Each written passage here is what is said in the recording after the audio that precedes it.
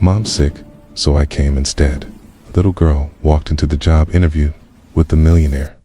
CEO did next, changed everything. Marcus Chen had seen a lot in his 15 years as CEO of Chen Industries, but he'd never seen this. His assistant, Jennifer, stood in the doorway of his corner office with an expression somewhere between bewilderment and panic. "Mr. Chen, there's a situation with your 2 p.m. interview." Akanyas glanced at his watch. Sarah Mitchell's single mother, former marketing executive, recently laid off. Her resume had been impressive. 8 years of experience, excellent recommendations, exactly the kind of strategic thinker his company needed for the director of marketing position. He'd been looking forward to meeting her.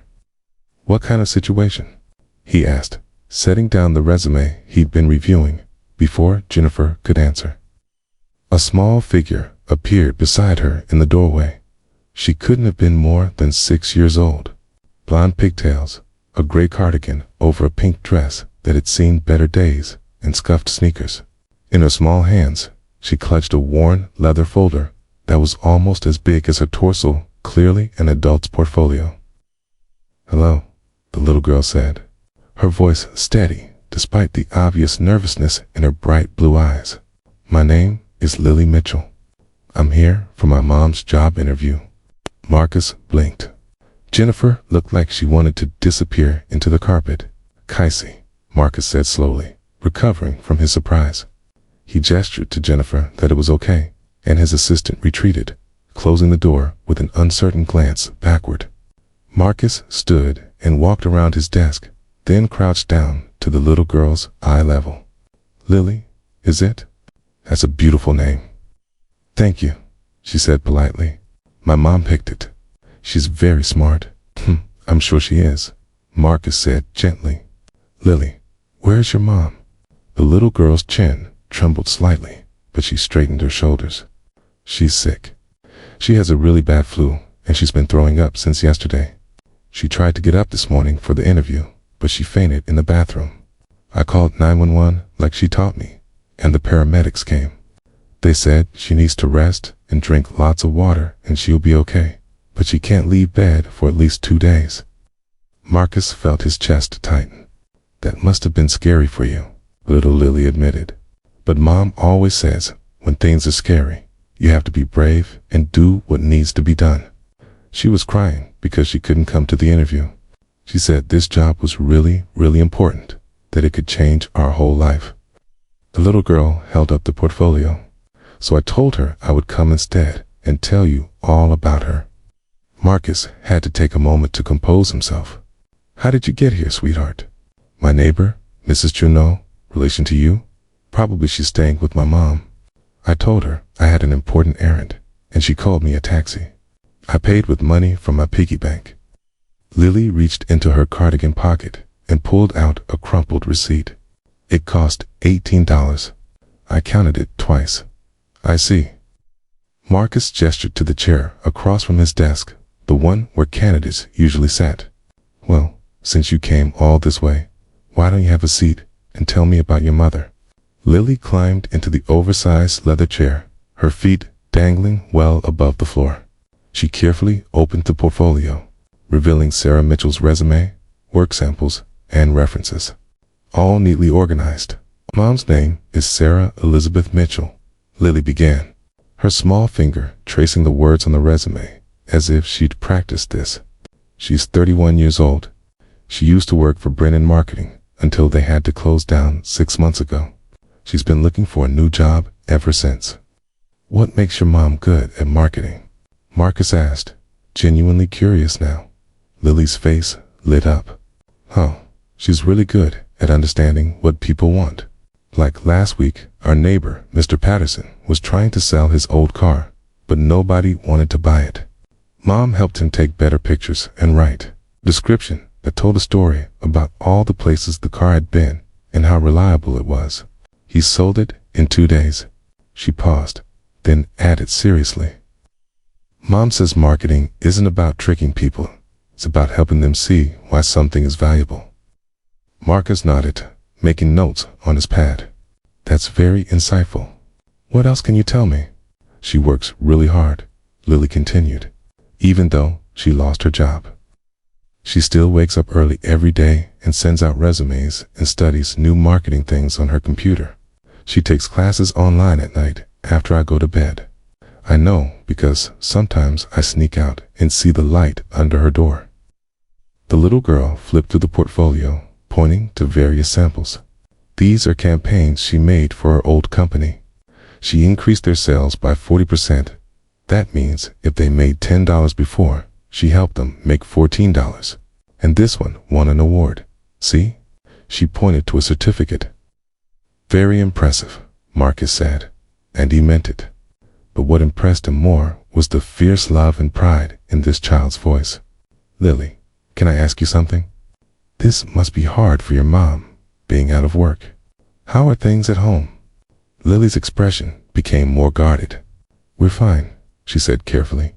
Mom always makes sure I have what I need. But what about what she needs?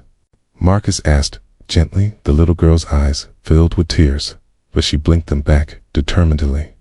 Sometimes she skips dinner and says she's not hungry, but I know she gives me her food. And she sold her nice coat last month, but she said she didn't really like it anyway. She didn't think I noticed. A tear rolled down Lily's cheek. And yesterday, I heard her crying on the phone with Grandma, saying she didn't know how we pay rent next month. Marcus's throat felt tight. Is that why this interview was so important? Lily nodded, wiping her eyes with the back of her hand. Mom said this job would fix everything. She said Chin Industries is the best company in the city, and that working here would mean I could stay in my school and we wouldn't have to move again, and maybe we could even get a Christmas tree this year. She looked up at Marcus with desperate hope. So, even though she's sick, I had to come and tell you how amazing she is. Because she is, Mr. Chen. She's the best mom in the whole world, and she would be so good at this job. Marcus had to turn away for a moment, pretending to look out his window at the city skyline while he collected himself. In 20 years of conducting interviews, he'd never been so moved. Lily, he said finally, turning back to face her, I want to tell you something. Do you know what I think makes someone truly good at their job? She shook her head. It's not just skills or experience, though those matter. It's character. It's determination. It's the ability to face hard things and not give up. It's putting others before yourself and still finding the strength to keep going. He smiled at her. Your mom has all of those things. And I know that because you're here. ... So, will you give her the job? Lily asked, her voice small and hopeful. I need to meet with her properly, Marcus said. But I'll tell you what. Let's get you back home to your mom. I'm going to have my driver take you no more taxis, and I want you to give your mom this. He pulled out his business card and wrote on the back, Sarah, your daughter is remarkable. She tells me everything I need to know about you. Call me when you're well. The job is yours if you want it. Marcus Chen Lily's eyes went wide as she read the note. Really? You mean it? I never say things I don't mean, Marcus said. Your mom raised an incredibly brave, loyal, and smart little girl. That's not something you can put on a resume, but it's worth more than any qualification. A person who can raise a child like you while facing the challenges your mom has faced. That's someone I want on my team. He picked up his phone and called Jennifer. Can you arrange for my car to take young Miss Mitchell home? And Jennifer, please pull $1,000 from petty cash as an advance on Mrs. Mitchell's first paycheck. Mark it as emergency family assistance. When Jennifer arrived with the envelope, Marcus knelt down and handed it to Lily along with his business card. This is to help your mom while she recovers. And this, he tapped the card, is my promise to her and to you. Lily threw her arms around Marcus's neck, hugging him tightly. Thank you, Mr. Chen. Thank you so much. As Marcus watched his driver pull away with Lily safely in the back seat, Jennifer appeared beside him. That was extraordinary, she said quietly. What made you do it? Marcus was quiet for a moment. 20 years ago, I was an immigrant kid whose mother cleaned offices at night to put me through school. One Christmas Eve, she got terribly sick before an important job interview, one that could have been her big break. She missed it because she had no one to watch me and no way to reschedule. He turned to Jennifer. I've often wondered how different our lives might have been if someone had given her a second chance. Today, I got to be that someone for another mother and child. 3 days later, Sarah Mitchell sat across from Marcus in that same office, healthy but visibly nervous. Lily had told her everything, and she'd come prepared with additional samples. REFERENCES, and a heartfelt thank you that Marcus had waved away. The interview lasted an hour. Sarah was brilliant, creative, and strategic, everything her resume had promised, and more. But more than that, she had something intangible: resilience, grace under pressure, and a deep determination that came from fighting for something more important than herself. When can you start? Marcus asked at the end.